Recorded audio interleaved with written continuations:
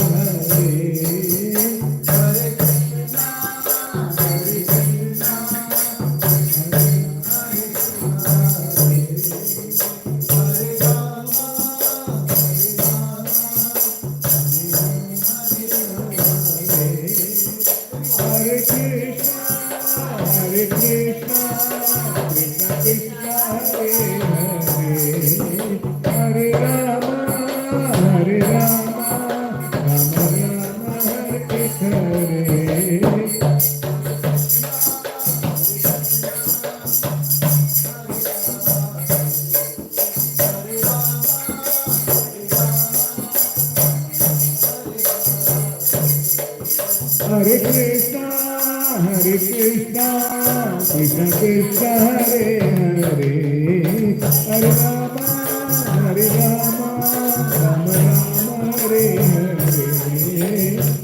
Hare Krishna, Hare Krishna, Hare Hare, Hare Rama, Hare Rama, Hare Hare, Hare Krishna. Hare Krishna, Krishna Krishna, Hare Rama, Hare Rama, Rama Rama, Hare Hare.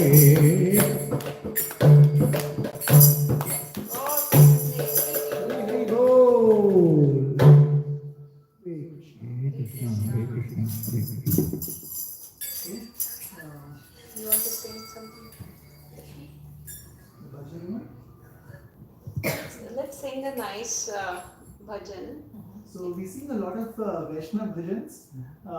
So Vaishnava bhajans, the glory of Vaishnava bhajans is that these people who have written these are great saints who are self-realized souls, and they are pouring out their heart in these bhajans.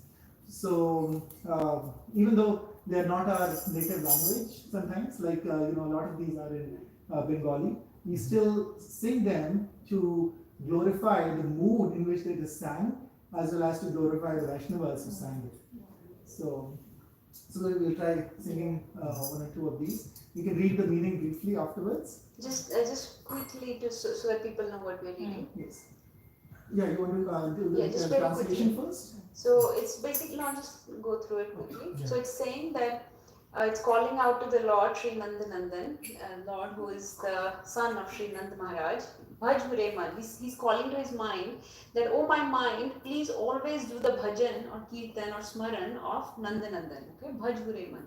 So, oh my mind, please always think about Lord Krishna. By surrendering to whose lotus feet, Charanaravinda means lotus feet, one becomes fearless, Abhay or Nirbhay or Abhay. We become fearless by surrendering to his lotus feet. And this human life is very precious, it's very valuable, it's very rare to come by. So in this life, if you get satsang like this, the association of devotees, spiritual people, spiritual seekers, then you can Taro Hoe Bhavasindhure, then you can cross over this Bhavasindhu, this ocean of material world. So Bhavasindhu means? You can cross over the ocean of this material world if you surrender to the lotus feet of Lord Krishna. Can So you he said, read that, "Mine." the first one by syllable? That's like if you don't like. Uh-huh. But, Bhaja Hure Bhaj Mana. Pure. We'll sing it. Yeah. We'll sing. Yeah. Srinandanandan Abhaya Charanar Vindare. Arvind is lotus, Charan is feet, so lotus feet. And you become fearless by surrendering to his lotus feet. Durlabh means very rare, very difficult to achieve. Achieve. Manav Janma, this Janma or this human birth is very difficult to achieve, very rare. Satsangi. In this we should do Satsanga, association of devotees or spiritual people. Taro hoy, tar means to cross over. Then you can cross over Bhava Sindhu. So by cross, you can cross over the ocean of this material world. And then he says that Shita Atap Vatap Varishana, that in this world there has been rains and very cold and very hot, and in this way the seasons are crossing. My life's seasons are changing and days and nights are going. E dina jamini jagire. Like I've wasted all these seasons, all this day and night. In what have I wasted my time in? All these seasons and days and nights? Vifal sevinu kripan durjan. I have served these masters of this world, Durjan people, wicked people of this world, and Vifal. And so I have wasted, I have uselessly served the people of this world, wicked people of this world, and wasted my time, precious time of human life. Chapal sukh lab lagire. And why did I serve them? Because I just wanted flickering happiness. Chapal. Chapal is something very naughty or very flickering. So I wanted this chapal sukh, this flickering happiness for which I served these wicked people of this world and wasted all the seasons and days and nights of my life. So he said, all this dhan, this wealth, this youth, Yauvan is youth. Putra, putra is your sons and daughters, and parijan means your relatives. There is no hope in any of those. When the time comes, nobody can really help you or save you. And this life is like, this is a very nice analogy, this life is like a drop on the petal of a lotus flower. So if you've seen on a lotus flower, lotus petal has this waxy coating on it, and the drop does not stay on it too long. It falls very quickly because it's so slick. You mean the dew? The dew drop or water drop does not stay very long on the lotus petal because it has a waxy coating on it. So he said that my life is like that water drop sitting on kamal dal. Dal means petal, kamal means lotus. So it's sitting on the petal of a lotus flower, and my life is very precarious, like it can fall anytime. So jivan talmal, it can fall anytime. So my life is like that, I can lose it anytime. So in this, the best niti, best policy is to bhaju haripada, like do the bhajan of Hari. So then in the end he's giving the 9 limbs of devotional service. Shravan, Kirtan, some of you may know, there are Navda Bhakti, has 9 limbs. Shravan, Kirtan, Smaran, Vandana, Pada Sevan, Dasya, Pujan, Pujan means like deity worship or Archana we say sometimes. Sakhijan means to serve the Lord as a friend, and Atmanivedan means fully surrender. So what we are doing today is we are doing Shravan, Kirtan, Smaran, we are doing many of these, Vandana and Archana, so we are doing 5 of these at least. And of course by all this we are saying that we want to surrender to Him completely. Kali Yuga, they say that Kirtan is the Yes. Govinda Dasa Abhilasha Re. So Govinda Dasa is the author of this song. He's saying this is the Abhilasha or the desire of the Govinda Das. So this song will sing.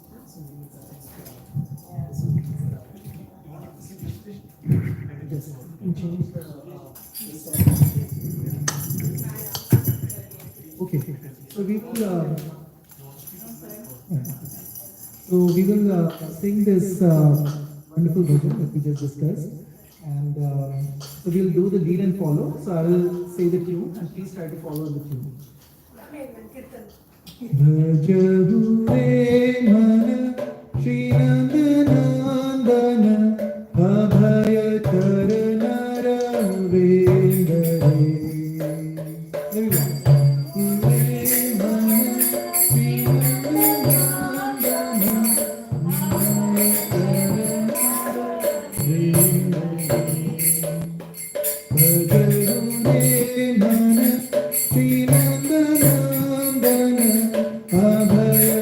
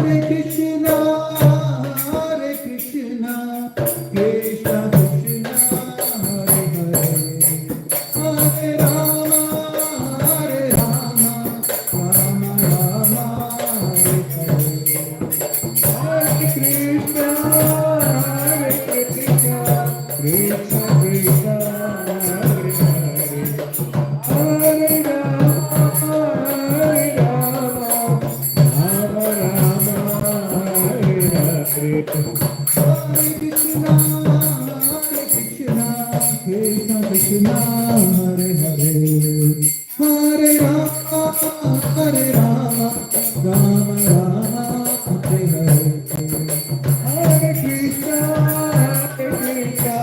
Krishna Krishna Hare Hare Hare Rama Rama Rama Hare Hare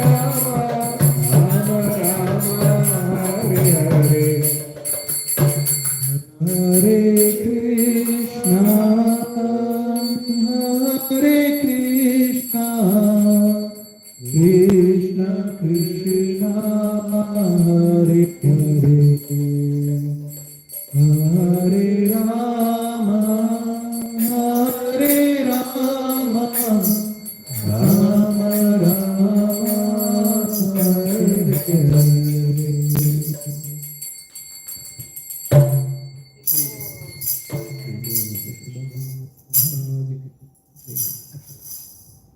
I think we have met before, right, Prabhuji Mati?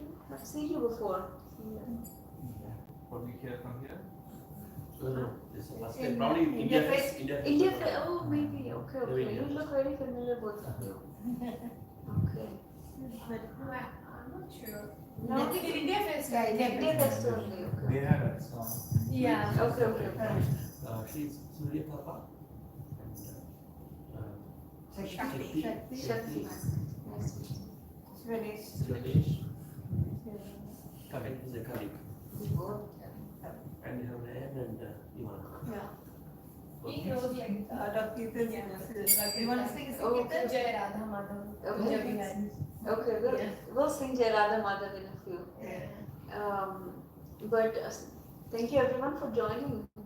This is such an auspicious occasion Prabhuji has arranged. He has invited 3 Srimad Bhagavatams in his house. Tamil, Telugu and English. 3 full sets of Srimad Bhagavatam. This is wonderful. Thank you. Bhagavatam is not different from Krishna. So in various incarnations Krishna comes and this is his book incarnation, Grantavatar. Srimad Bhagavatam is called Grantavatar of Krishna. We'll talk about it. Let's sing a little bit more. I think we're still waiting for a few more people. Yeah. Everybody's with text. Okay. They think 5 minutes, 5 minutes. Ganesh So and they also right, expected, so they are Oh. finishing that and people are coming. 50 people they responded. They Okay, okay, Yeah, okay. it's- Yeah, we'll wait. More than 50. So Madhu and family they are coming, right? They said Sajish is on his way. More is- That is Sajish. Oh, Sajish told us. So just probably no very come. Yeah, the last month. Yeah, I think they have a big function. They have Onam celebration today Yes, also. Onam. Oh, yeah. Yes, yeah. Like you said. Onam. Some of our other devotees have gone there. That's Some all. of our devotees are there actually. It's a lot of things. It's good. We don't know that you arranged Rath Yatra like Shivaji mentioned. Oh, you were not there? No, I didn't know that like it's called something. Probably you can please add her also to Yes, the yes. Yes, we have the WhatsApp thing. Please see, you will get all the I don't like notifications. from my childhood, like I was like searching like don't we have anything in ISKCON over here? Like it's a couple of days, but I know somehow God's grace. Oh, And like he got like I was in like prayer like dream. I need some flavor in my husband and somehow I got a response from Shivaji like he posted it. okay. Yes, we'll add you. So God knows. Yeah. We've been So you have doing. been in touch with ISKCON? Yeah, like my mom's place, like backside is ISKCON. Where? Like in Odisha, Bhubaneswar. Okay. So Ratha Puri Jagannath, like Oh, is yes, where yes, like you're we are. from, Yeah, you're from the Holy Land, the Yeah. free Kshetra. Yeah, Chaitanya Mahaprabhu. So like that's the Krishna and Jagannath, like we worship. That's a I see that. Yeah. So I was like somehow I was like wondering like why we don't have anything in Memphis. We don't have. Yeah, we've been doing programs in the last few years. I didn't know. Just like what to know. So you didn't come for Janmashtami or anything? No. Like one of the Why is Very it familiar not? to me. I don't know why I She tried. said there is a Ratha Yatra. I said awesome. Then like that's like haunted me and I don't know somehow. In fact, Satya Mishra Prabhuji is a professor in Professor Srihasbet. Accidentally 4 years ago, 5 years ago, 2019, we were just talking and he wrote me meditation. He is my guru. Every Saturday, every Tuesday we have success. And then and my other gurus are there. Yes. All the places. We have Vishnu Maharaj, Satsai Baba, Lahiri Mahashai, Sai Rachan Swamiji, Everybody. Karnataka. Most of them they came here, and some of them they communicate through dreams and that's it. Everybody say their blessings and We were all very, He's very always kind enough spiritual. to somehow remember me and invite. I just Kalyan, feel bad to yes, ask him. Kalyan, I'm sorry, he doesn't need any interaction. No, he's No, special by himself. somehow it gets into his mind and he calls me and I say like, okay, like something happens, I'll immediately. You're all very, very spiritually elevated. And we have other peoples there viewing, watching from India, California, Oh, that's my really cousins, good. and Chicago, every place there. In the live. Let's sing some more. Everybody understands Hindi here? Or Yes, Yeah. or not? Little bit. we understand, but we Maybe don't speak. for Keith and. Right. Yeah, I'll explain, but this is, I see some of our devotees. I'll just sing, this is very, very charming little bhajan in Hindi. So this is basically, all our efforts in this spiritual practice is to focus our mind, right? That's what all the spiritual meditations, sadhana is about, chanting the holy names or you're focusing on the holy names. So this is also an instruction to the mind that at all times just say Hari Bol. Hari Bol is like a call out saying that in all times I remember Krishna, in all times I remember, whether it's difficult times or good times, good or bad times, whether I'm in my house or outside, whatever situation I may be put into, I should always be thinking about Lord Hari. So remember that everything is an arrangement of Krishna. And engage in the service. Yeah, everything is an arrangement of Krishna, whether it's good or bad, happiness or distress, everything is his plan, disease or health, rich or poor. So, be bold. So these are devotees from our Jackson community. We're all part of ISKCON core community here. This particular Mataji are both speech therapists. Speech pathologists.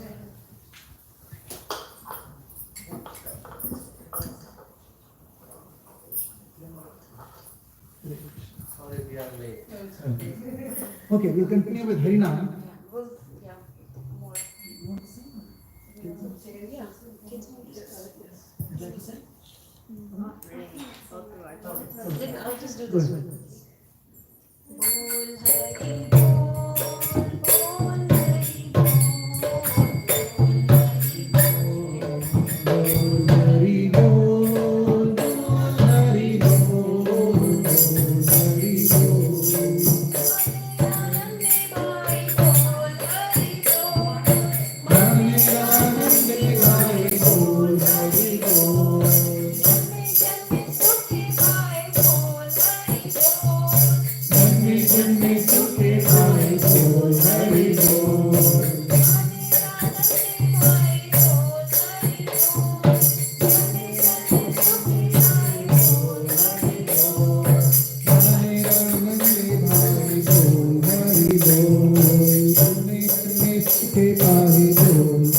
Bol.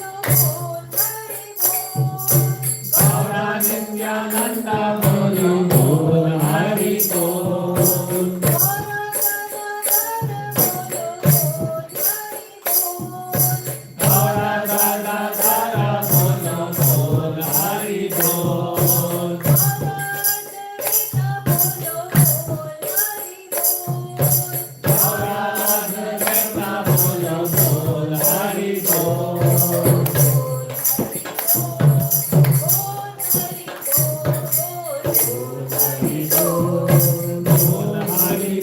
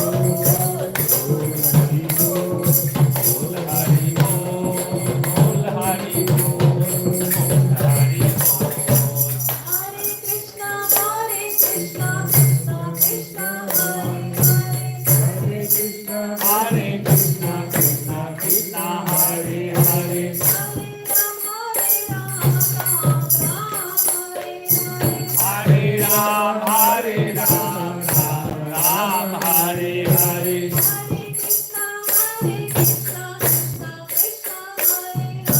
Hare Krishna, Hare Krishna, Krishna Krishna, Hare Hare.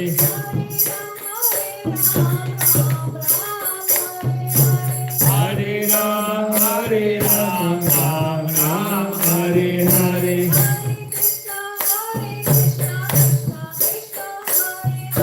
Hare Krishna, Hare Krishna, Krishna Krishna, Hare Hare. Hare Ram, Hare Ram, Ram Ram, Hare Hare.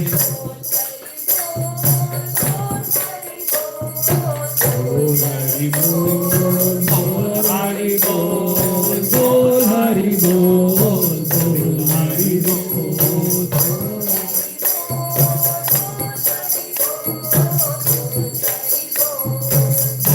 Hari Bol, Bol Hari Bol, Bol Hari Bol. Hari Hari Bol. Thanks, Hari Bol, for Shiva Prasad Prabhu and Kavita Mataji for inviting Srimad Bhagavatam. Hari Bol! Hari Bol, Hari Bol, Hari Bol. This is our signature, Hari Bol. So, whatever situation may come, Hari Bol. Bol.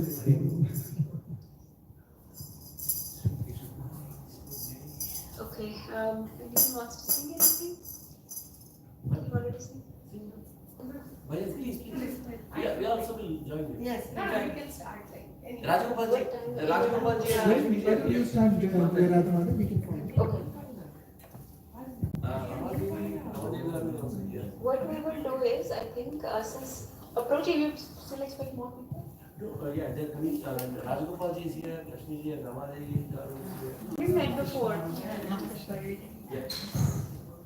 Like many faces look familiar, so I'm trying to place everyone. You want to sing? Hare Rama. Hare Rama, Hare Rama, Back, back. Hare Hare, Hare Krishna, Krishna Krishna, Hare Hare, Hare Rama, Hare Rama, Rama Rama, Hare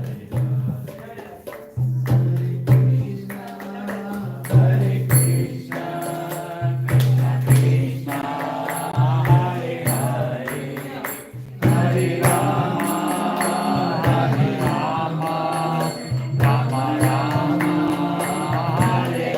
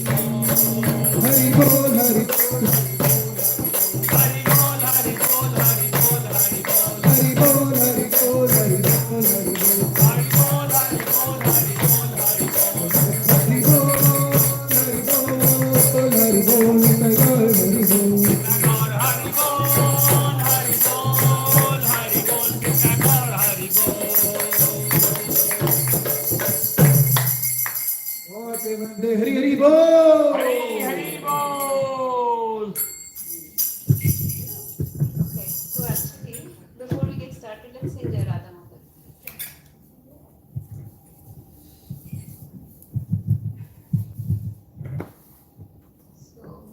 So some of you might know. No.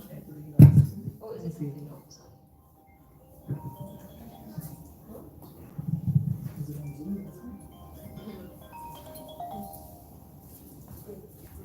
Is your PowerPoint playing? I don't know that's one, you can just sing.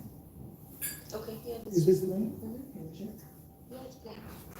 It's not playing yet. Nothing is moving yet. Can you see this moving there on this screen? Let's sing. That is not moving. It is moving. There it is not moving, I'm saying. I saw it here. Can you move this one? You want me to see?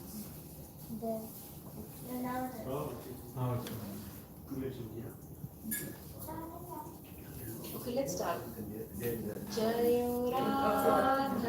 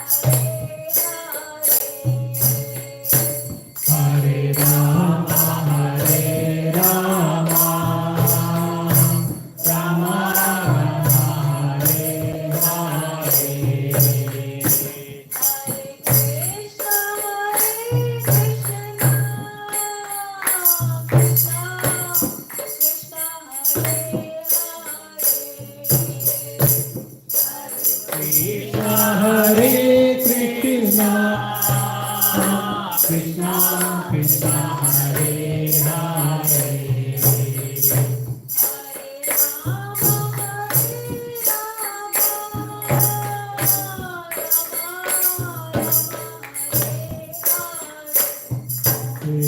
Rama Hare Rama,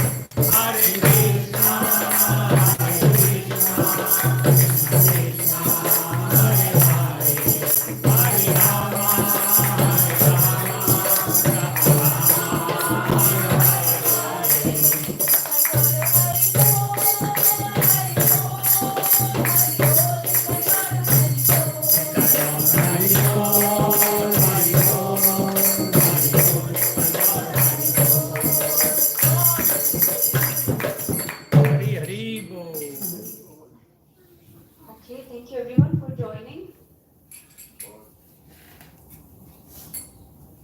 Hare Krishna. Online we have a couple of devotees here, Rekha Mataji and Neelveni Mataji. Mataji, it's not very audible, you're saying?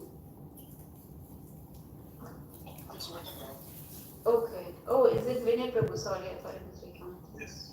Unported Prabhuji, thank you for joining. Thank you. So let's get started. Okay, so first of all, many congratulations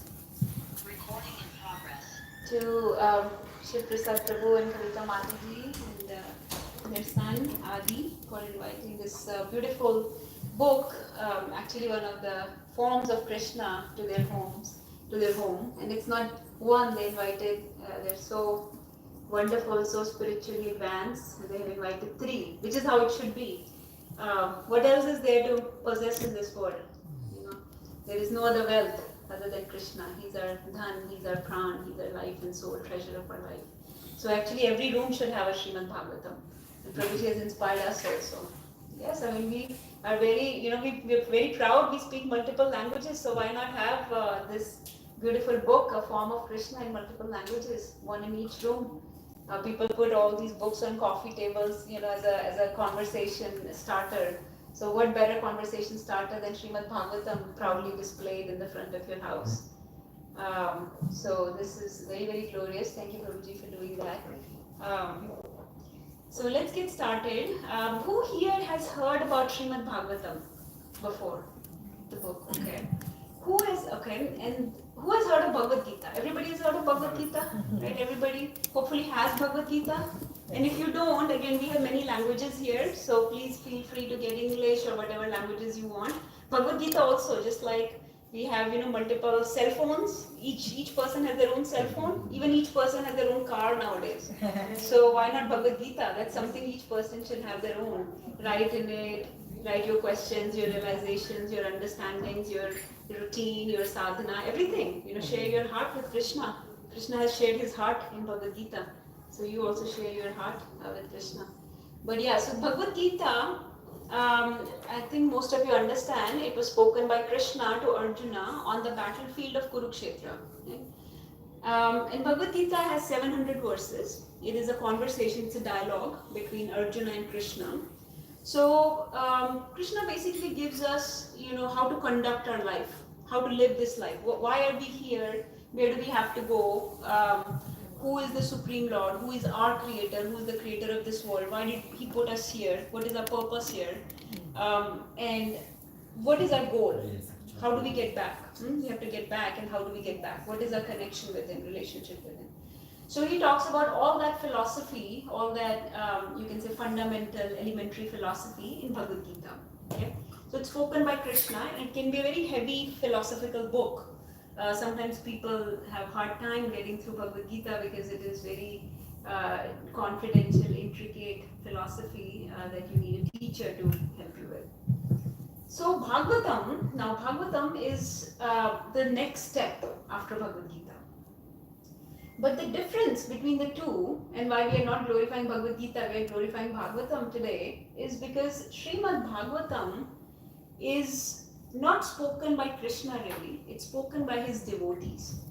So Krishna ends Bhagavad Gita with the main principle of Sarva Dharman Parityaja Mam Ekam Sharanam Vraja Aham Tvam Sarva Papebhyo Mokshayashyami Ma Shucha. That's where Krishna ends Bhagavad Gita, right?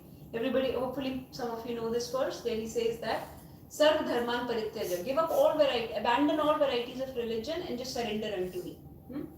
So he says, I'll take care of you. Do not fear. Ma Shucha, do not fear. Have no worry. Imagine such a big person, such a Lord of the world, the supreme maintainer, creator, proprietor tells you have no worry. That's where he ends it. That's where he ends Bhagavad Gita. Have no worry, have no fear. I got your back. I got you. That's where he ends. So then Bhagavatam is where all the devotees of the Lord show how to live your life according to the principles of Bhagavad Gita. So speaking philosophy is one thing, but then living your life according to that philosophy is another, right? So Krishna did not really act out the philosophy, he just spoke it. But then the devotees in Srimad Bhagavatam will show you how to surrender completely to Krishna, how to completely make your life Krishna conscious, how to align everything with the desires of the Supreme. So Srimad Bhagavatam is full of stories. This is philosophy, of course, but mostly it's full of stories. So it's a little bit easier to read compared to Bhagavad Gita, even though it's bigger. It has 18,000 verses, but it's in the form, it's in story form. There are many stories there. So there is story of Parikshit Maharaj, story of Bali Maharaj, story of Narsingh and Prahlad, Queen Kunti, Bhishma Dev, think of all the various devotees and all those pastimes, all those leelas of Krishna in different forms with different devotees in different moods are described here. Okay. So the reason I've called this the Book of Divine Love, and it's not me that calls it, it is often referred to as the Book of Divine Love, because this book does not just tell you about Dharma, Arth, Kam, Moksha. Is everybody familiar with these four terms? Yes. Dharma, Arth, Kam, Moksha. Yes. So these are the four Purusharths by which we live. Religion, economic development, sense gratification, and liberation. These are the four principles of human life. This is what we should be conducting our life towards. Like we should have some religious principles, we should be aiming towards economic development. Can everybody get a seat? Please come, there is a lot of space here, Kids, please. You can sit here also everywhere. So a lot of Vedic literature, and can anybody tell me who composed all the Vedic literature? Who has written it down? Vyasadeva, right? Vyasadeva has written down all the Vedic literature. So all the Vedic literature is mostly catering towards or addressing these four needs of humans: Dharma, Arth, Kam, and ultimately Moksha. Okay? So you come here, you engage in some sense gratification, some activities, right? That's Kam. You aim towards some economic development, so you earn money, you worry about the progress of the community, progress of the country. That's economic development, and everybody should be doing these things in balanced fashion. All these things should be done. And then Dharma, there are some certain religious principles we follow. You worship certain Devi, Devta or Bhagwan, various ways of worship we have. So some worship should be done. That is religion, Dharma. And then ultimately, you have to get out of here, which is moksha, that's liberation. So we know that our time here is short. this body, this material body, and a time here in this material world is very temporary situation. We have to get out of here. That's moksha. So those are the 4 principles. Now, this book, Srimad Bhagavatam, unlike rest of the whole Vedic literature, so there is a very big compendium of Vedic literature. You know, it has so many Puranas. There are 18 Puranas. There are 108 Upanishads. There are 4 Vedas, and then there are so many. There are 2 Itihasas, right, Ramayana and Mahabharata. Like that, there is a lot of Vedic literature that Vedas composed. But Srimad Bhagavatam stands apart from all of that because it does not talk about those 4 Purusharth. It talks about a Pancham Purusharth. There is a Pancham Purusharth. And what is that Pancham Purusharth? Who knows? Bhakti. Bhakti, the prem, the love, Krishna prem, the love towards God. So we all have this inherent love towards God that we have forgotten because we have accepted this body and this material world as our situation, as a permanent situation. So we think we belong here. We start making our life very comfortable and nice here. We start accumulating all kinds of paraphernalia to make life comfortable. And we forget eventually, gradually, through lifetimes after lifetimes, we start forgetting our love for God. So this is the book of divine love that reawakens that lost love of God within our heart. So that is the goal of this book. And I'll let you keep moving with this. When I used to read all kinds of books, I saw this nice quote. Sometimes you read a book and it fills you with this weird evangelical zeal, and you become convinced that the shattered world will never be put together unless and until all living humans read the book. That's how I feel about this book, about Srimad Bhagavatam. That's how our acharyas feel about this book. So this is that book that can make this unfortunate, this inauspicious world auspicious again. This broken world, the broken hearts whole again. This is that book. So if you need one thing in your life, where to invest your money, this is where all the returns will be. Anything else in life, do not give you permanent returns. This is permanent returns, eternal returns. You put investment in a bank, you get some money back, but it's only for this life, for a few years, few days, whatever. But it's lost after this life. This will give you eternal returns. So I really, really believe this about this book. That everybody should have this book in their home. Every living human should read this book. Our Prabhupada, our founder Acharya, Srila A.C. Bhaktivedanta Swami Prabhupada used to say that your life is not auspicious until you have read Srimad Bhagavatam. So please invite Srimad Bhagavatam, have it in your house and start reading if you can. Before I go too further, let's chant some prayers, and then I'll tell you how Bhagavatam came into being, when it came into being, how it was given to us. We'll talk about all of that, and we'll see how Bhagavatam will also help solve some of our problems today. Okay? Let's say some prayers. Whoever knows, please chant with me. Om Ajnanatimirandasya Jnananjana Chakshurunmilitam Yena Tasmai Shri Gurave Namaha.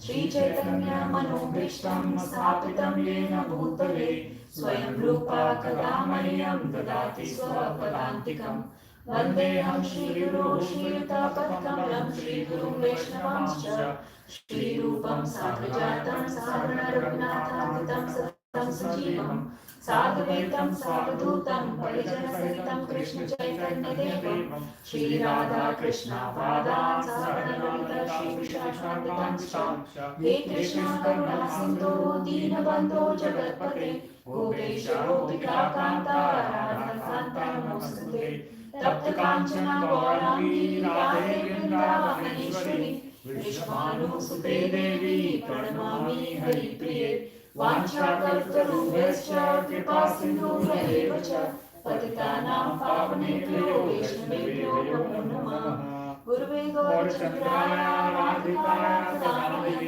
Krishnaya Krishna Bhaktaya Tadbhaktaya Namo Namah Mukam Karoti Vachalam Pangum Langaya Degirim Yatkripatam Vande Shri Guru Dinatayanam Paramananda Madhavam Shri Krishna Chaitanya Ishwaram. Hare Krishna. We'll say some more prayers later, but I just want to tell you a few things about this book before we enter into the pages of Bhagavatam. And please feel free to hold the books, open the books. It may be hard to find the relevant verses during the class, but if you can, I encourage, please do so. So like I was saying, this is book incarnation, Krishna's book incarnation. Krishna comes in many forms, everybody agrees. He came in the form of a fish, he came in the form of a boar. If he comes in the form of a mountain, he's called Giriraj, Govardhan, right? If he comes in the form of a plant, it will be Tulsi Maharani. If he comes in the form of a human, it will be your Gurudev, right? If he comes in the form of a material substance, it will be a Vigraha, a deity, right? So he comes in many, many forms. So we should not think that this is just an ordinary book. It's like saying, okay, this fish, Matsya Avatar is standing next to you and say, this is an ordinary fish. No, this is not ordinary. This is Supreme Lord himself. The original creator, the Supreme Personality of Godhead, the source of everything, the cause of all causes, the source of all sources, the Adi Devam Ajam Vibhum. That's that Supreme Lord that this book is. So we should not confuse it with just any other book, okay? And it is described that the first and second book are his feet actually. So you know how you when you go to the temple you take darshan. How do you take darshan? From feet up, right? The face, the lalat or face is the last thing you see. So similarly, you are recommended to read the book from feet up. So book 1 and 2 are the feet. Like that, book 3 and 4 are the thighs of Krishna. Book 5th is the belly or the abdomen, the udar of Krishna. Book 6 is the chest. 7 and 8 are the arms of Krishna. Book 9 is the throat. 10 is the face. And this is actually the last one we should read, even though there are 12 cantos. 11th is then the forehead and 12th is the head. The face is most important, right? But that's the one we should read later on when we have more understanding about our relationship with the Supreme. Why? Because in 10th canto, Krishna's very, very confidential pastimes in Vrindavan are described. Not only Vrindavan, in Mathura and Dwarka also, but a lot of, Krishna's pastimes in Vrindavan are like, he's completely free there. He's with his beloved devotees, he's completely open and he's at home. Vrindavan is his home, he's at home.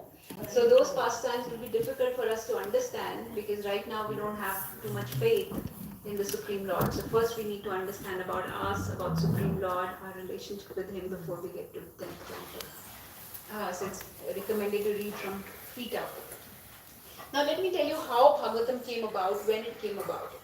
So Bhagavatam is eternal, okay? It has always existed, okay? But there was a time when it manifested for us. So how did that come about? So I just told you that Ved Vyas is the compiler of all Vedic literature, right? Now he did all this creation of various Vedic literatures, but still he was feeling little morose. He was not content. He was not satisfied.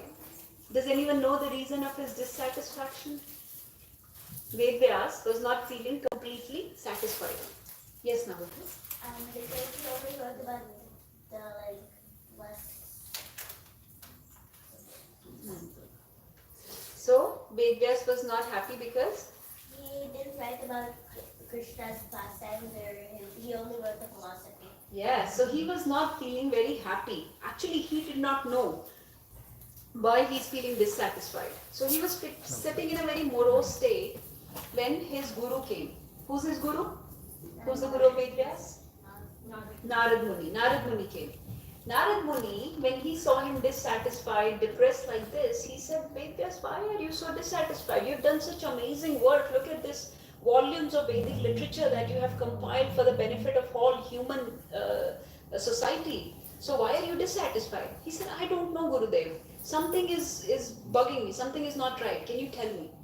So of course, Guru knows the heart of the disciple. So Narad Muni said, he revealed to him, the reason you are not happy, you are not content with your creation is because you have not glorified the Supreme Lord in a completely pure way. Completely what we call unalloyed. Like there is no mishran of any dharma, artha, kam, moksha. Just pure devotional service, pure bhakti, pure love and devotion of the jiva, of the soul for the Supreme Lord you have not described. So since you have not done that most essential thing, like you made the dal, you've not put the salt, you've not put the main ingredient, the most important ingredient that the jiva, the soul hankers for, the crown jewel of everything you have not given.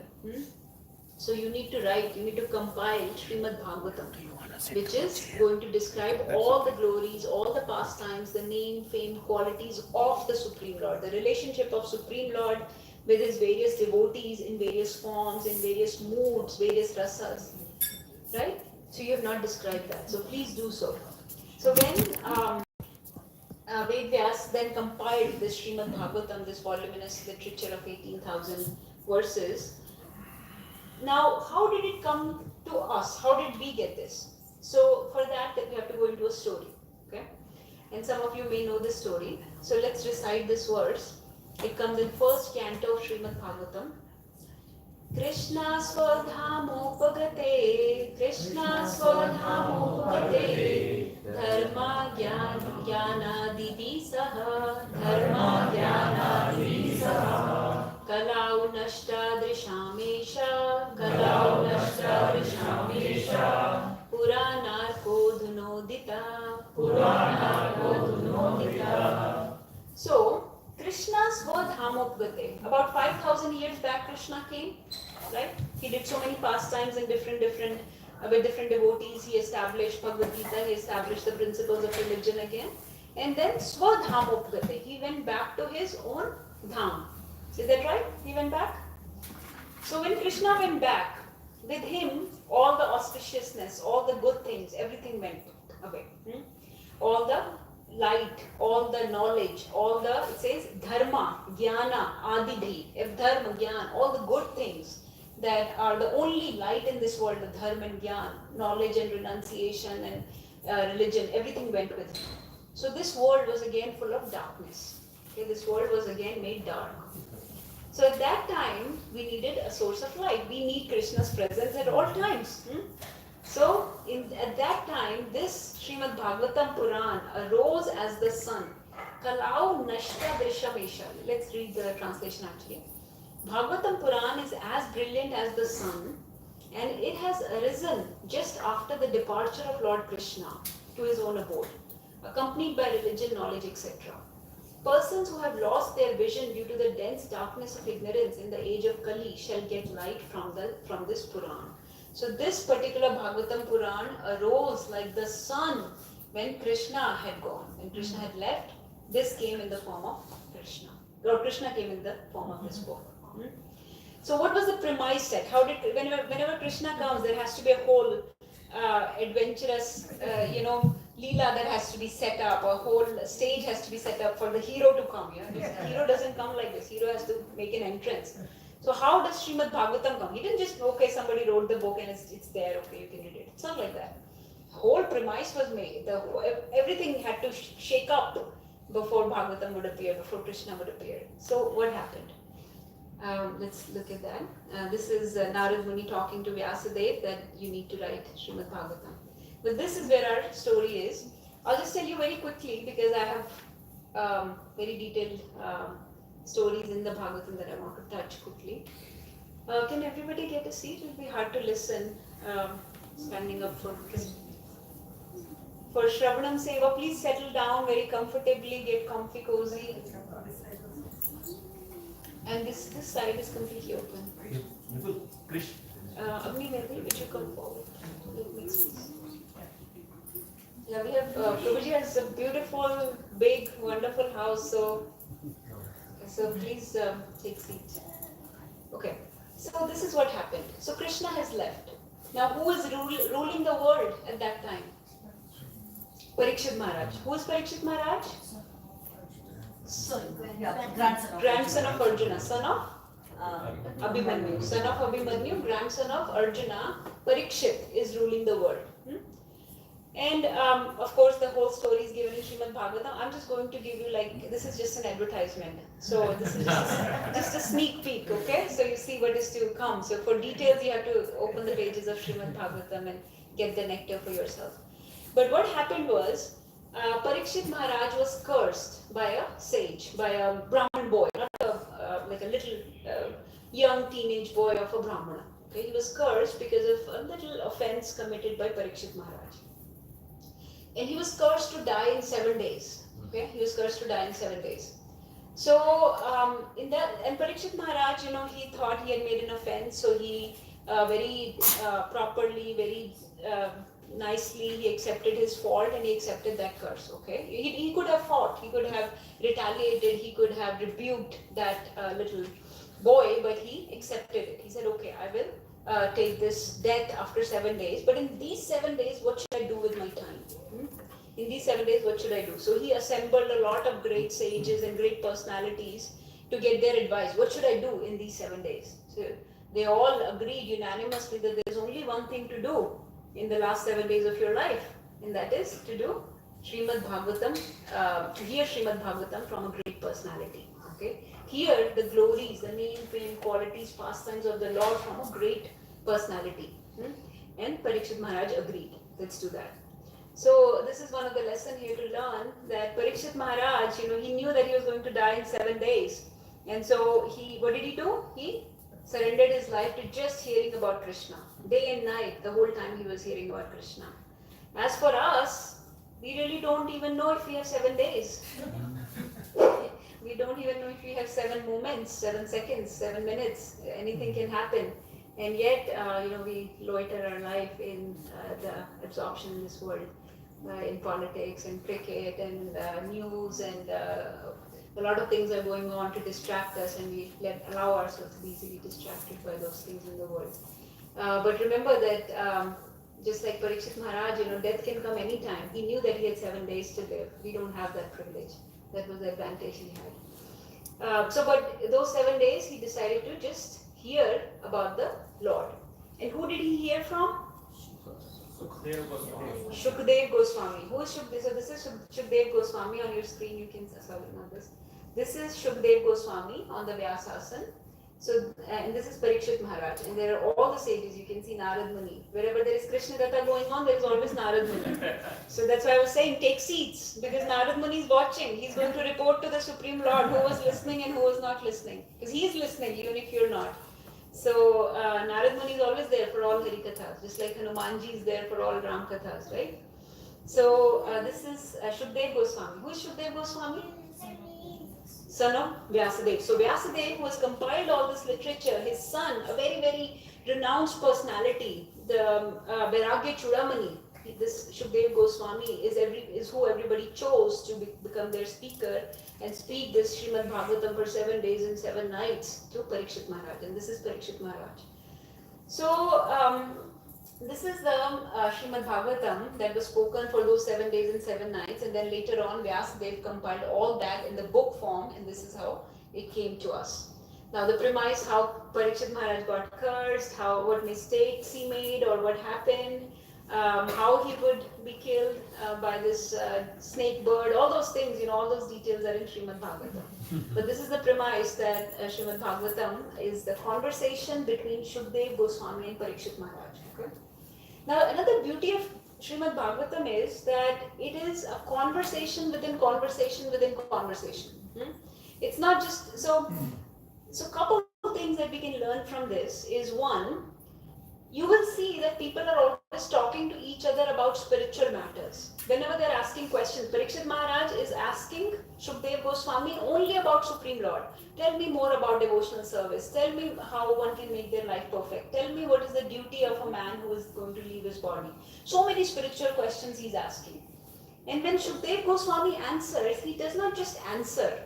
He quotes another conversation that happened between other elevated people. Like he will say, okay, let me tell you what Narad Muni said to Yudhishthir Maharaj. Let me tell you the conversation between Maitreya Rishi and Vidura. Let me tell you what Yamraj said to so and so. Like that, there is always conversation within conversation within conversation. Which means that whenever we talk, first of all, we should try to talk about spiritual topics. Secondly, whoever is answering should always quote a superior person than them to answer. That nothing is concocted. We don't have any our own understanding or with our own limited intelligence. We don't speak. We speak what great personalities have spoken before us. So Shukdev Goswami sets this example in Srimad Bhagavatam that I'll answer this question based on a story or based on the conversation between other people. What Krishna said to Uddhav. Let me tell you the whole conversation between Krishna and Uddhav. Like that, conversation within conversation. And you see that actually in our Sampradaya, Krishna consciousness ISKCON that we follow, this is a very strong rule that we never make up anything. We always speak what other great personalities have spoken from the literature, from the scriptures itself. So in this way, this Bhagavatam came into being. Let's say some prayers for Srimad Bhagavatam before I get into the deeper topics. So we'll say this mantra. This mantra is like the Kulja Sim Sim for before you recite Srimad Bhagavatam, you have to say just like the cave full of treasures. Kaun tha wo? Ali Baba. Ali Baba had to say Kulja Sim Sim to get the treasure. So to get the treasure of Srimad Bhagavatam, you have to say Om Namo Bhagavate Vasudevaya. Om Namo Bhagavate Vasudevaya. Om Namo Bhagavate Vasudevaya. Om Namo Bhagavate Vasudevaya. Om Namo Bhagavate Vasudevaya. Om Namo Bhagavate Vasudevaya. Narayanam Namaskritya Naram Chaiva Narottamam Devim Saraswatim Vyasam Tato Jayam Mudiriye Nashtaprayeshu Bhadreshu Nityam Bhagavad Sevaya Bhagavati Uttama Shloke Bhaktir Bhavati Nashtiki Krishnaya Vasudevaya Devaki Nandanaya Cha Nandagopa Kumaraya Govindaya Namo Namah. Hare Krishna, Krishna Krishna, Hare Hare, Hare Rama, Rama Rama, Hare Hare. Please recite these two verses after me. I don't have them on the screen, but they're easy to follow. Shrinvatam Swakatha Krishna, Punya Shravana Kirtana, Hridi Antastho Hi Abhadrani, Vidunoti Suhrit Satam, One more. Nashtaprayeshva Bhadreshu, Nityam Bhagavad Sevaya, Bhagavati Uttama Shloke, Bhaktir Bhavati Naishtiki. So what we just said was Shrinvatam Swakatha Krishna. So by hearing the glories, the katha of Krishna, Shrinvatam, hearing. So you remember we chanted this song, Shravanam, Kirtanam, Smaranam, right? So there are 9 limbs of devotional service. Okay, 9 basic principles of devotional service. The first of that is hearing. So hearing about the Lord. And what does that do, hearing about the Supreme Lord? Shravanam Swakatha Krishna. Punya Shravana Kirtana. It is very punya, it is very auspicious, very purifying. Okay? It is mangal, it is punya. Riti Antasto Hi Abhadrani. Riti means heart. Anto, inside our heart. Abhadrani, Abhadra. Very, very inauspicious, contaminating, ill things are there. Very, very nasty, dirty contaminations are hiding inside our heart. Right? Everybody knows. We have anger, greed, illusion, pride, attachments, whatnot. Kam, Krodh, Lobh, Moh, Mad, Matsarya. Many such things are there. So, whatever abhadra or whatever inauspicious is hiding within our heart, Riddhi Antasto Hi Abhadrani, Vidunoti Suhrit Satam. It becomes completely cleansed. The heart becomes completely cleansed by hearing the glories of the Supreme Lord, by hearing the katha of the Supreme Lord. Shrinvatam Swakatha Krishna. So, Krishna lives in a clean place, right? Our altar is clean, our temple is clean, so our heart has to be made clean before Krishna's love will be reawakened inside it. So in order to make it clean, it's not just enough to wash your body and wash your teeth and all this, you have to clean your heart. So our heart has to transform, heart has to become pure of all these bad qualities that we have collected, bad samskaras, bad impressions that we have collected over lifetimes and lifetimes. And then the next verse says, Nashta prayeshva bhadreshu. Again, same thing, abhadra word. Abhadra means something that's not bhadra. Like Bhadra Purnima is coming up. I was telling Mataji, you have invited Bhagavatam on Bhadra Purnima. So Bhadra Purnima is the day which is so auspicious that you invite Srimad Bhagavatam into your house, and Bhagavatam says itself that whoever gifts or invites Srimad Bhagavatam on the day of Bhadra Purnima immediately goes back to God. I mean, this is a bold declaration by Srimad Bhagavatam itself. That on the day of Bhadra Purnima, if you invite Srimad Bhagavatam, you go back to Godhead. So Bhadra means something very auspicious, and Abhadra means something very inauspicious. So Nashta prayeshva bhadreshu. Nashta means destroyed. All the abhadra things will be destroyed. By what? Nityam Bhagavad Sevya. Nityam, eternally. You can say daily, but we are eternal beings, so eternally serving the Bhagavatam. How do you serve Bhagavatam? How do you serve Bhagavatam? Just, not just, its arti is not enough. The book will be served by hearing, reading, underlining, highlighting, asking you questions, have some doubts, clarify those doubts, get a teacher, talk to other people about Bhagavatam, do Bhagavatam Katha, hear Bhagavatam. This is the glorification, this is the seva of Bhagavatam. Nityam Bhagavad Sevaya. So by daily serving Srimad Bhagavatam, Nashta Prayeshva Bhadreshu, and what happens? Bhagavati Uttama Shloke. Uttam Shloka. Who is Uttam Shloka? Krishna. Uttam Shloka is another name of Krishna. Why is he called? There are so many names, right? Everything practically is a name of Krishna. But why is he called Uttam Shloka? Because the verses that describe him are topmost. So there are two meanings. One, he is described in the topmost verses. Secondly, even if those verses are not grammatically the best, not composed in the best meter, they become best because they are glorifying Krishna. So Uttam Shloka means the topmost verses glorify him, and all the verses that glorify him become perfect, topmost. So he's Uttam Shloka. Bhagavati Uttama Shloke Bhaktir Bhavati Naishtiki. The devotion, Naishtiki Bhakti means uninterrupted, unmotivated devotional service will manifest in the heart of such a soul who is daily, eternally serving the Bhagavatam. So those are some verses, and you can see their numbers. They're in the first canto, second chapter, verse 7 and 8.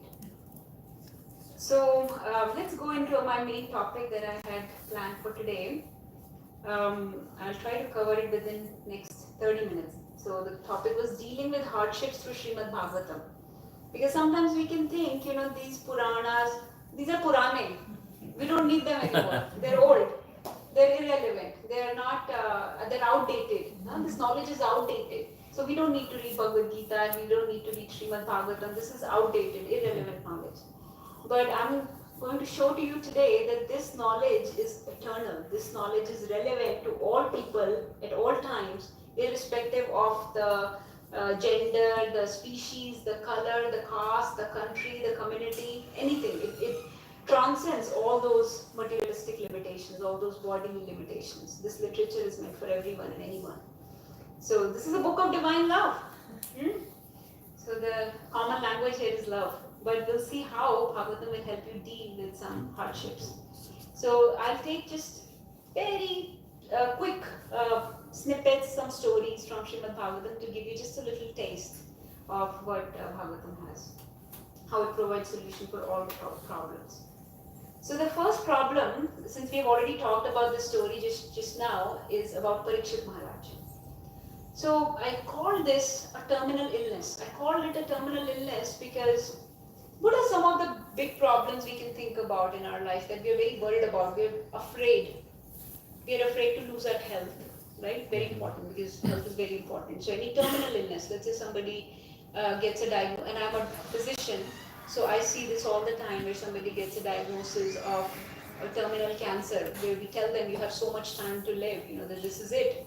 Wrap up all your material attachments and this is it. So this is a terminal illness, right? You worry about losing your health. What are some other things? You worry about losing your wealth or property, job. Family So members. worry about losing loved ones or family members.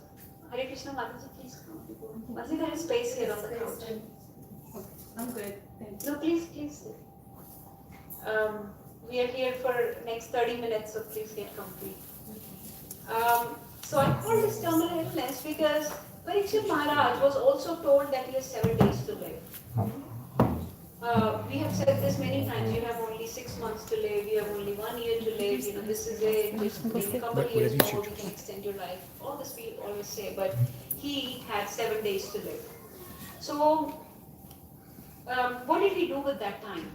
First of all, so some things to learn here, first, so you can understand how to deal with a condition like that. This takes us to the basic principle of you are not this body, you are the soul. So that's where the first principle comes, that when you are living your life, you live it in such a way that you don't collect too much unnecessary attachments in this world. But when the time comes to break those attachments, you will feel very fearful of death, right? So what did Parikshit Maharaj do when he was told that he has 7 days to live?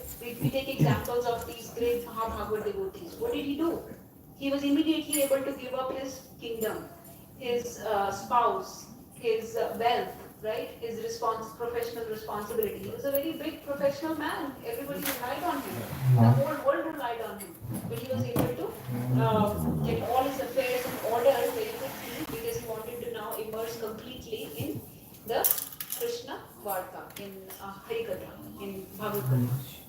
So, he, by his example, shows us how to tolerate these influences of time.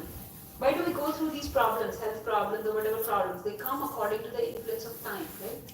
So he was able to tolerate those. What does Krishna say? Anybody can tell me in Bhagavad Gita, what does Krishna say about how one should tolerate the influences of time? Navya knows, anybody else knows? Yes. Okay, go ahead.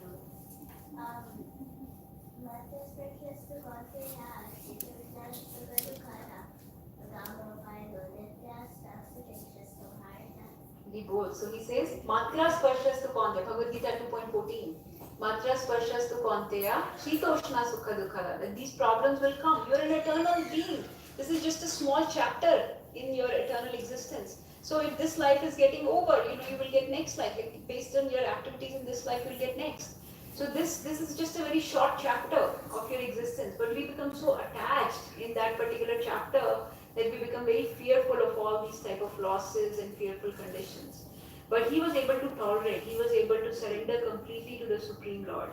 And in this regard, it is said about him that Titikshva karmika suhrida sarvadehinam ajat shatra vashanta sadhava sadhu bhushanam. That he was very tolerant in this situation. He did not retaliate against the situation. He did not try to fight it. He did not try to, find any artificial solutions to this problem, and he did not hold any grudges or animosity against that Brahman boy. He just surrendered to the Supreme Lord. Was hearing from Bhagavad Gita from the great sage Shukdev Goswami. So this is what I wanted to ponder on this particular topic, a terminal illness. It is said that as soon as we take birth, there is one guarantee, there is one thing that is sure. Death is sure, right? Then our time here is limited, we will die. So it's said birth is a terminal illness. So it's not like it's not like somebody who has diagnosis of cancer or something, that person is terminal illness. All of us are heading towards death only. This person's time has come up. But your time is also coming up. With every day, every night, your life is only getting short. So that terminal illness is nothing but life, right?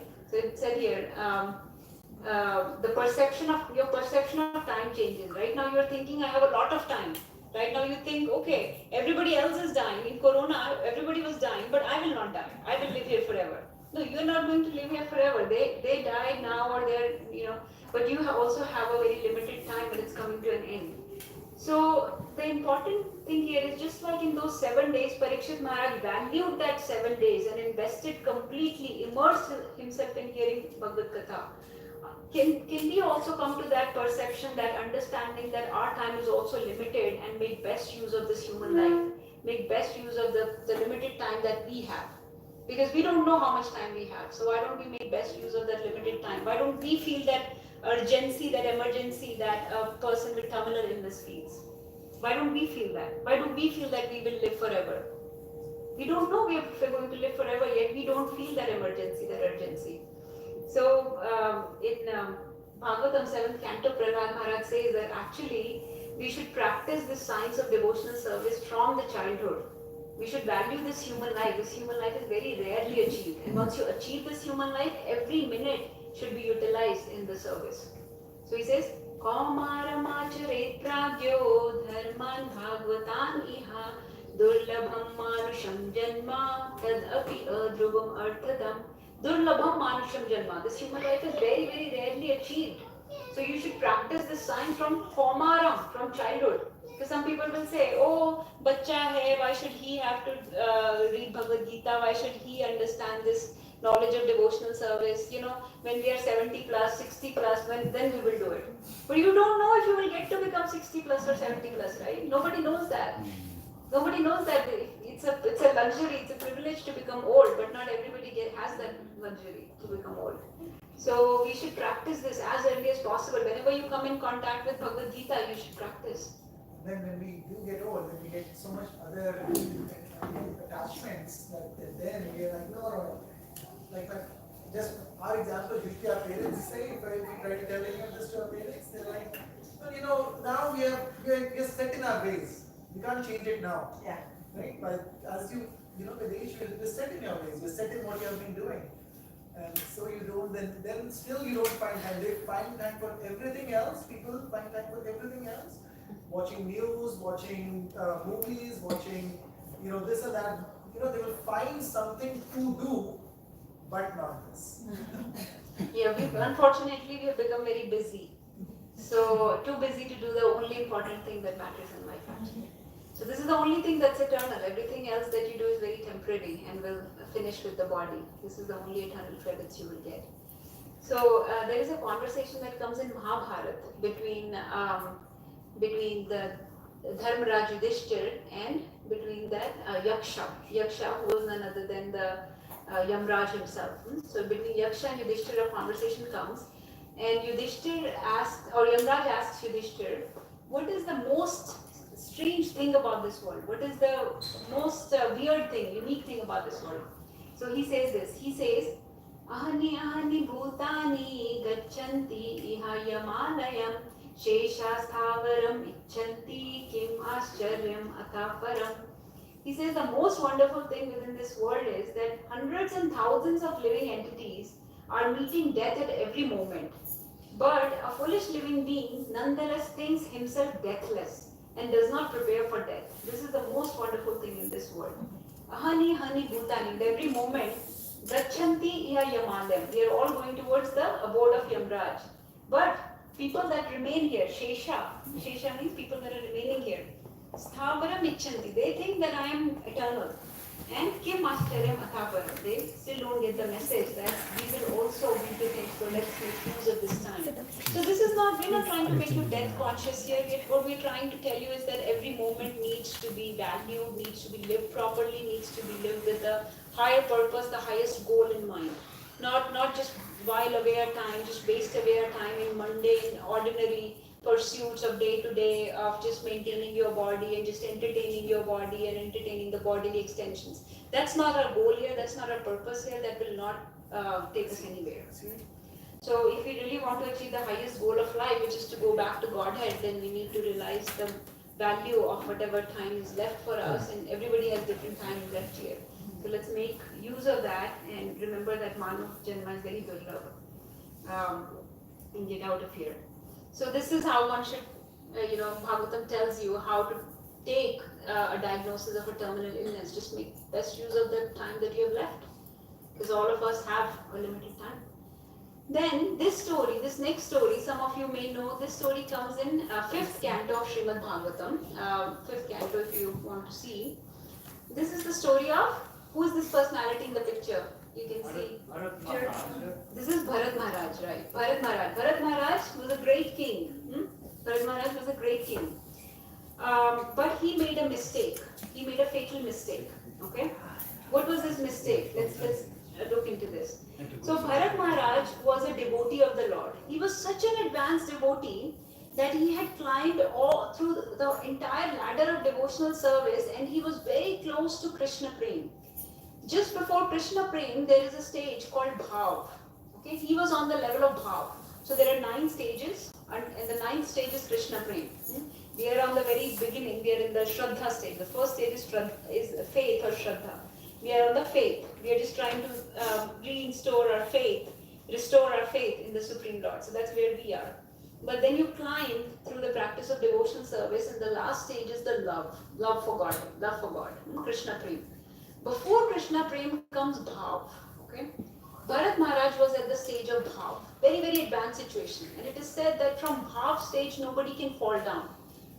From earlier stages you can fall down, you can get attached to the material world again, but from such a high stage it's very difficult to fall down. So, but Bharat Maharaj, what did he do was, towards the last few days of his life, like when he became very old, he took sannyas, he gave up his kingdom, and he went to live in a very isolated place. Okay, he was living in seclusion and was just doing his Nam Bhajan and his various sadhana practices and various spiritual practices. But one day, he came across this little baby deer, little lamb. And he saved it from this in the river. Okay, the mother gave birth and mother was killed by the tiger. Again, the full story you'll read in Bhagavatam. But the lamb, so mother was killed, but the lamb was still there, struggling in the river. So Bharat Maharaj saw this and he saved the little deer. And then he started taking care of the deer. Okay. Now we also have loved ones we take care of. We also have attachments. So this is a very gentle, tender understanding here, but please try to understand with the correct perspective. Do you think we get attached to our loved ones, the people that are in our position of that are dependent on us, our dependents? Do we get attached to them? My daughter, right? My spouse, my family members, my parents, right? We do get attached to them, yes. And this is natural. Attachment is natural. But what led to the fall down of Bharat Maharaj was that he got overly attached to the deer. Even though he knew all the principles of devotional service, he knew that he is not the ultimate maintainer for this deer. Just like we should also know that we can take care of our dependents to a certain extent. We can give them some knowledge, some bodily maintenance, something. But ultimately, when the time comes, their ultimate maintainer is who? The Supreme Lord. Could Draupadi be saved by her maintainers? The so-called maintainers. She had not one husband, she had 5 husbands to protect her. Were they able to protect her? Was Gajendra, I don't know if you're familiar with the story of Gajendra, his whole family was around in the river, when he was being killed by that crocodile, when he was being attacked by the crocodile. He was the king of elephants and he was being attacked by this crocodile and his whole family was there. Could anyone save him? Who came to save them? Who came to save Mother Draupadi? Who came to save Gajendra? What about Prahlad? Could his mother save him from the atrocities of his own father? No. Who came? Nrsimhadev, right? So ultimately, I know that we think we are the maintainer, the protector, the proprietor, the controller of our child, but ultimately, when the real problem comes, who will help? The Supreme Lord. So the best thing you can do even for your child is to connect them to the Supreme Lord as early as possible, right? Make a very strong spiritual foundation so that their material life can grow on it nicely. Without spiritual foundation, whatever material advancements they make, that will not have a very strong foundation. So it's a building that will crumble. When the difficulties, when the hardships of life, of the world come, which inevitably they will come. It's not a matter of if they come, it's a matter of when they come. The problems will come. Did you give that spiritual foundation to your child so that they could stay strong in that time of disease, time of problems created by the world, when they lose their job, when they fail an exam? Are they able to stay strong and grounded and sober? We did not give them that spiritual foundation. We were just so worried about the externals and the superficial things that failed to give them the most important. So here what happened was that Bharat Maharaj got overly attached to this deer and he started thinking that, what will happen to this deer after I am gone? Who will take care of him? He was overly worried about him. And then what happened when his end time came, when the death came, Bharat Maharaj's death came, what came to him? What will come to him, come to us at our last minute? When we are dying, what comes? Whatever we think throughout our life. Whatever we were attached to throughout our life, right? So if you were attached to your loved one, you're thinking of your, oh, who will take care of my daughter, who will take care of my son, oh, what will happen to this person or that person, or my property or my job, or I have this unfinished task left. So you have all these types of attachments that you're thinking about, and that is what will come at the end moment. And what does Krishna say about end moment in Bhagavad Gita? Who knows? Whatever you think about at the last minute, that is what you will get as the next destination. Antakale cha mameva smaran muktva kalevaram ya prayati samadbhavam yati nasti atra asamshaya. Yam yam vapi smaran bhavam tyajte ante kalevaram tam tam eveti konteya sada tad bhava bhavita. Yam yam vapi smaran bhavam. In whichever consciousness you leave your body, in whatever thoughts you leave your body, whatever is your last thought, that is what you will attain as the next destination. So what do you think will happen to Bharat Maharaj? He's completely immersed thinking about the deer. What will happen? Fatal mistake. He will get the body of a deer. No matter he was on the level of bhav, he got the body of a deer. So this is him thinking about the deer. The fatal mistake. So it's something to remember, that you take care of your dependents, but don't get so overly attached that you think you are the ultimate controller, proprietor, and maintainer. Your duty is, Bhagavatam also says that nobody should become a teacher, a parent, a demigod,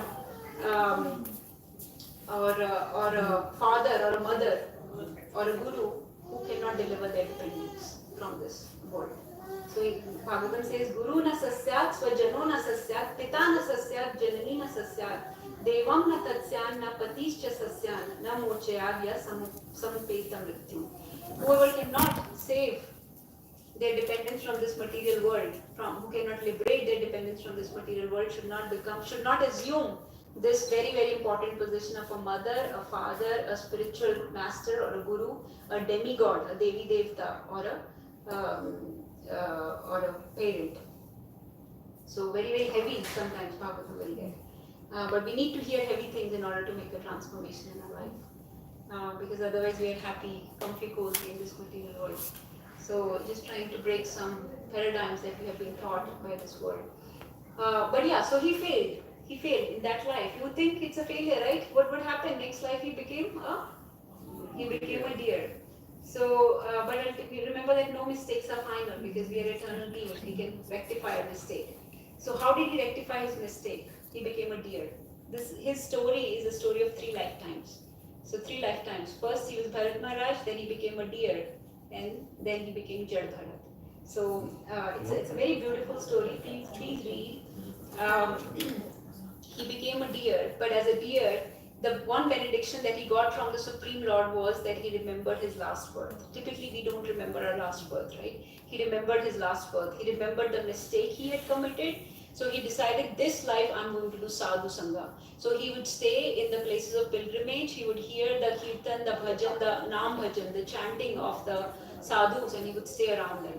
And so when the death came, of course, you cannot get liberated from animal life. So you have to come to a human life. So he got another human life. And this human life, he was completely renounced. He was so renounced that he was considered like a madman, because he had no attachments in this world at all. And that was this Jad Bharat. So in this way, Lord gives us a second chance. You will see there is another story of Ajamil in Bhagavatam, where Ajamil got a second chance. So, but some things to remember, that not to get overly attached in this world with various material properties we have, and one must guard our Krishna consciousness, our devotional service very, very carefully. So that's why Krishna keeps talking about the principle of detachment in Bhagavad Gita, that do all your activities, but do them with detachment. So don't think that don't get attached to the results. Don't get so attached to your loved ones, your property, your family, everything. It's like a passenger in the train, right? They're just there for a short journey, for a short while. Then they will get off the train. They are not your eternal companions. So there is no mistake that I know. Okay, another. Are we with the stories? Are we? Yeah? This is all coming from Srimad Bhagavatam. Can we do a couple more? Is that okay? Okay. Yes. So this is a story of Brahmaji. Who knows who's the creator of everything? Yes. Brahmaji. Okay, so Supreme Lord typically is. Yes. So Supreme Lord is the original creator, the primary creator of everything, and then under his supervision or under his orders, who creates as a secondary creator? Brahmaji. So Brahmaji is the secondary creator. So when Brahmaji was given this task of creating, he became very anxious. Okay. He started offering all these prayers to the Supreme Lord that I don't know where to put which planet, how to assemble all these material ingredients, all these material elements, and come up with a beautiful creation like you want. I don't know how to do this service. This is a very huge task, and I'm not able to. I don't think I'm worthy of this task. I don't know how to do this. So he became very anxious. So this is a very beautiful verses where Krishna, he tells Brahmaji how to do this service. He says, maybe I have those verses, but this is again more for devotees. Whatever services we are doing, we are undertaking. Like Prabhuji was organizing this program, he was feeling anxious. So how would I do everything? So any service that we undertake, and actually every action that we do in this life should be a service to the Lord. Should be a service to the Lord. But every service that you do will have some anxiety with it. Then how would would people be pleased with it? Would I be able to make the Supreme Lord happy? Would I live up to everybody's expectations? Everything comes with some anxiety, right? So do what Brahmaji did. So this section of Bhagavatam teaches us that you should always take shelter of the Supreme Lord, always pray sincerely to the Supreme Lord, surrender to Him, ask the guidance from your seniors, from your superiors, ask for their mercy, their blessing, their prayers. Because whatever we do, it's a very small amount of effort, but the 1% is effort, 99% is mercy, prayers, blessings of our superiors, of our seniors, of our parents, of our teachers, of the Supreme Lord. So we should express our anxiety, our heart with the teachers, with the mentors, and just make your little effort, tiny effort, and then you will see when you get out of the comfort zone to make that effort, all things become possible by the mercy of the Supreme Lord. So Supreme Lord, that's what he tells Brahmaji, don't worry about anything. Ma shucha, no worries. Don't worry about anything. Just surrender everything unto me and just do your service, and it will all happen. So that is the difference between ordinary and extraordinary. People that do not have Krishna in their life, people that do not have Supreme Lord and His mercy in their life, they will be actually very ordinary. If you really want to become extraordinary, you should add the blessings, the mercy of Krishna in your life. Because if your effort is very small, the rest of it will become 100% only if Krishna adds His mercy and blessings. So, and then we should take some risks. We should get out of our comfort zone to please Krishna. Like you all have come here, You could have gone to movies or gone to mall or gone to some, watch cricket at home or something like that.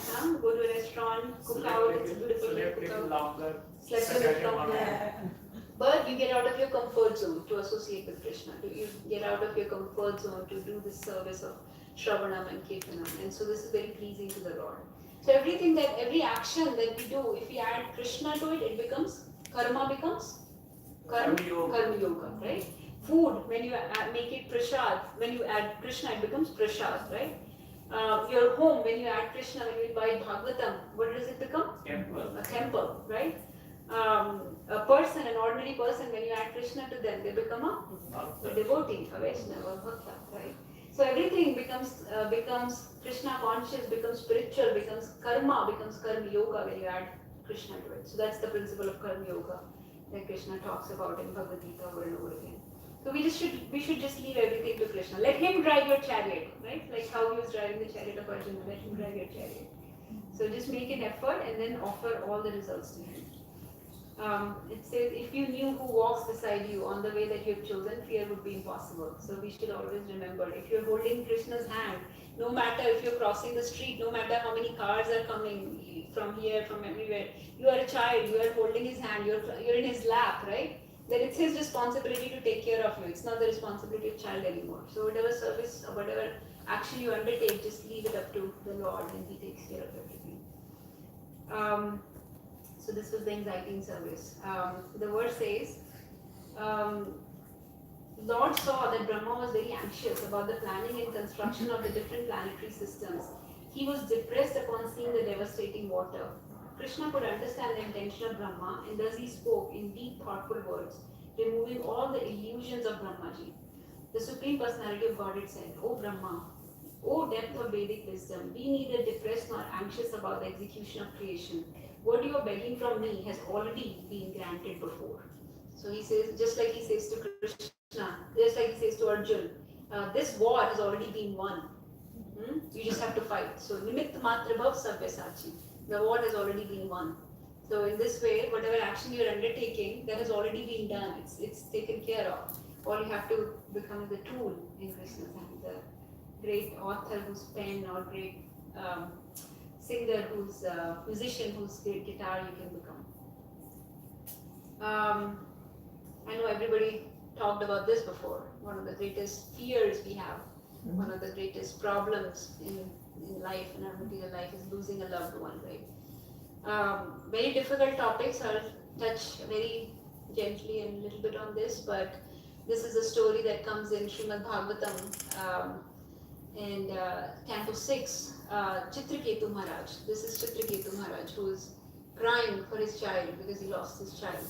So how to get over the loss of a loved one. So Bhagavatam is giving you all kinds of lessons, right? Yes. It's telling you how to deal with a terminal illness, or how to deal with the loss of, we have loss of wealth and property also coming up if you want to stay for that. But basically, he lost his child.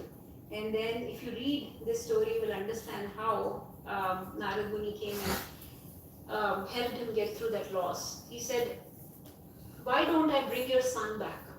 You want your son back? I'll bring your son back. So you see, in the second picture, the Narad Muni brought the son back. Okay, this is what he was grieving after. So here you go. There is your son. He's back. You wanted him, but when the son came to consciousness, he didn't recognize anyone. Who are these people? You're my father. Excuse me. So he said, I've had Narad Muni, I've had many fathers. I've had many mothers. I've had many grandfathers. I've had many grandmothers. I've had many teachers. I've had my kids of my own. I have been a wife of somebody, and I have been a husband of somebody.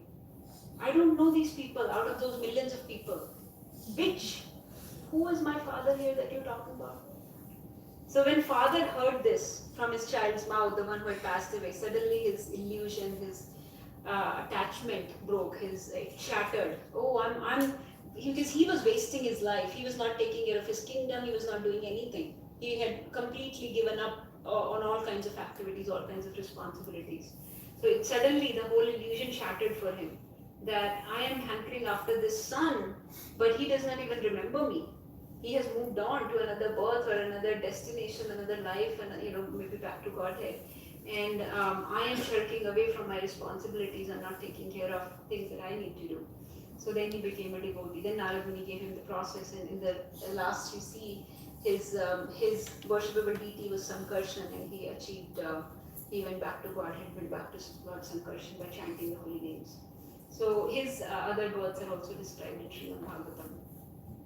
But this is again the basic principle. So you see how the basic principles of Bhagavad Gita are being displayed, are being carried out in the lives of great devotees in Bhagavatam.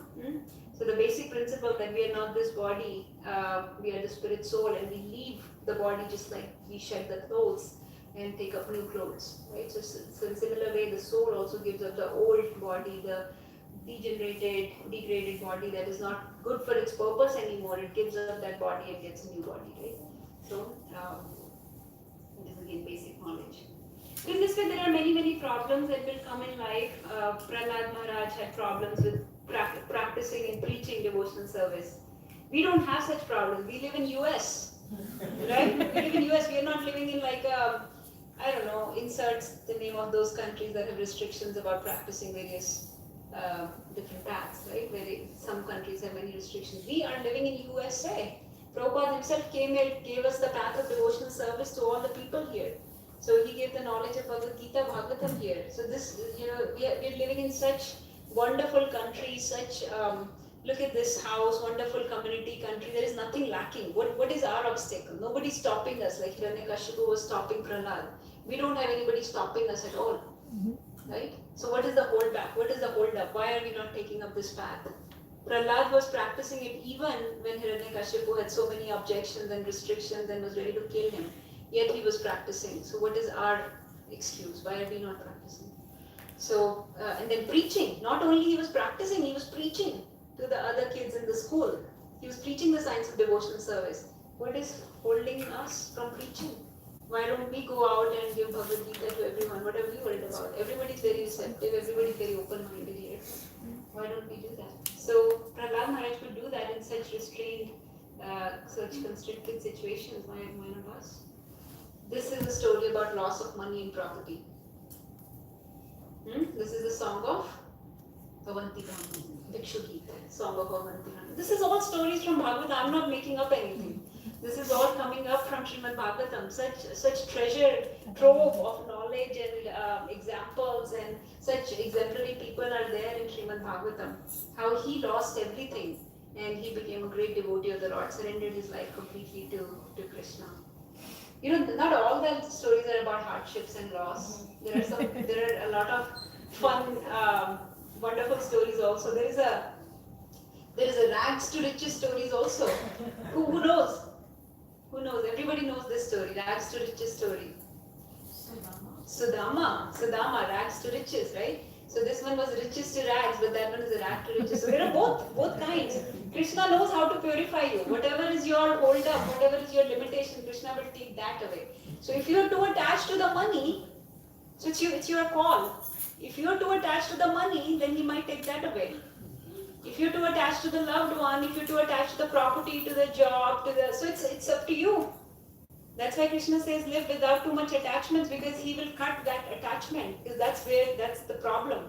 That's what is holding you up in this material world. So better not be too attached to anything, right?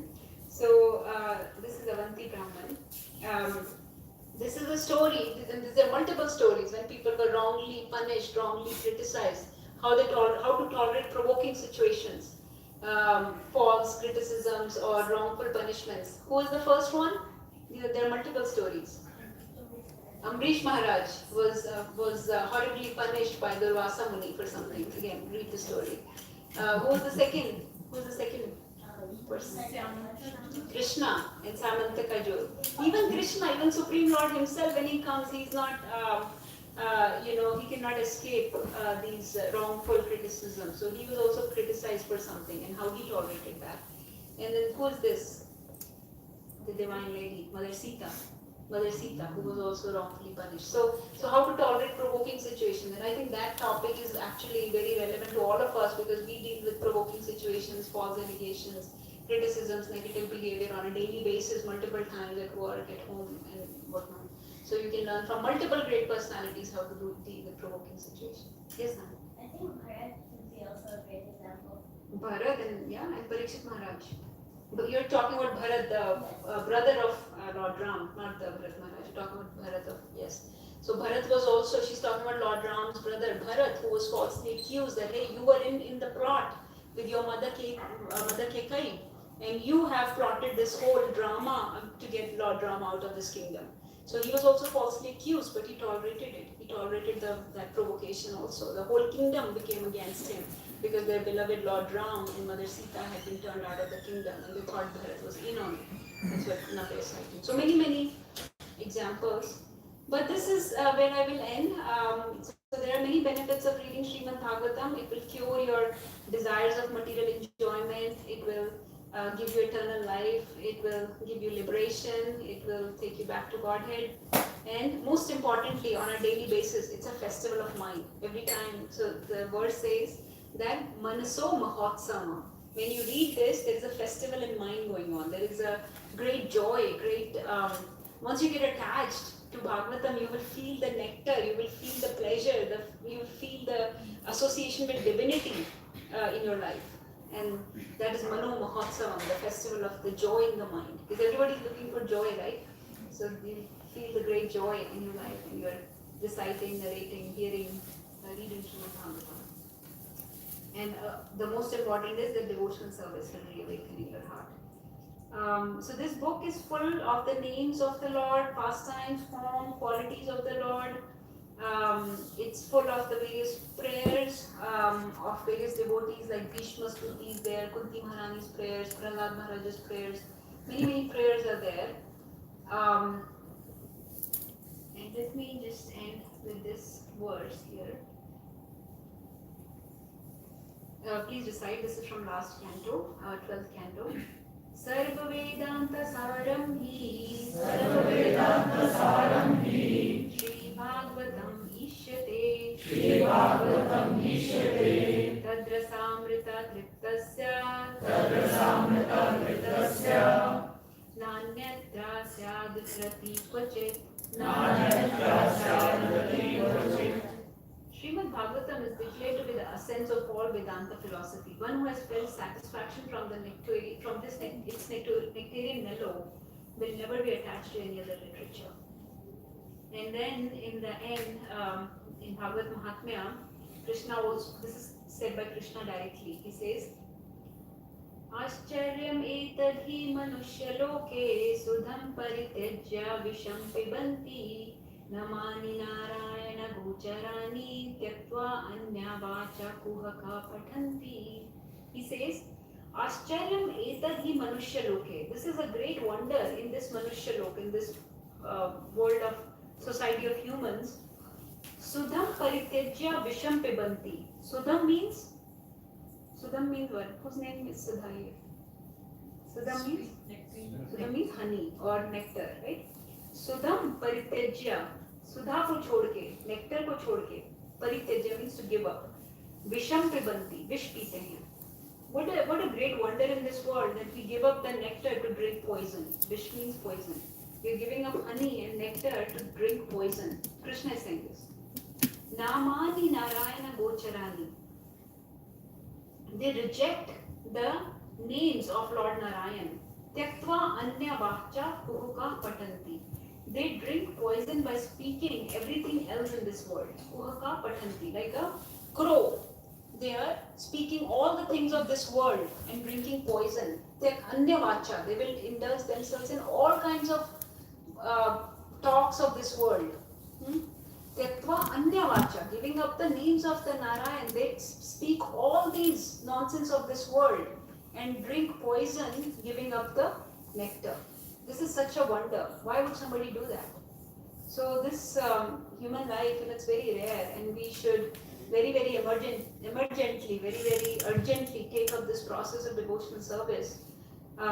Please invite Srimad Bhagavatam to your house and make your life auspicious. Because Bhagavatam also says, Durlabho manusho deho dehi nam kshanabhangura tatrapi durlabham manne vekuntha priyadarsanam. This human life is very difficult to achieve. Durlabh manusho deho dehi nam kshanabhangura. And it will be gone in a shan. It will be gone very quickly, like a bubble. Like the demigods, our life looks like a bubble. It will be gone very quickly. But even in that rare human life, it is very rare to achieve the association of devotees, Vaikuntha Priya Darshanam, or to achieve the association of the Supreme Lord. So this is the association of Supreme Lord. You can on a daily basis, you can associate with Supreme Lord directly. You don't have to spend any money. You don't have to even go out of your house. You don't need any opulence or property or anything to associate with Supreme Lord. All you need is open the book, and as soon as you read even a word, a verse, 2 pages, 5 pages, whatever you can read, even if you read just a verse, you are associating with Supreme Lord directly. So this is the beauty of Srimad Bhagavatam.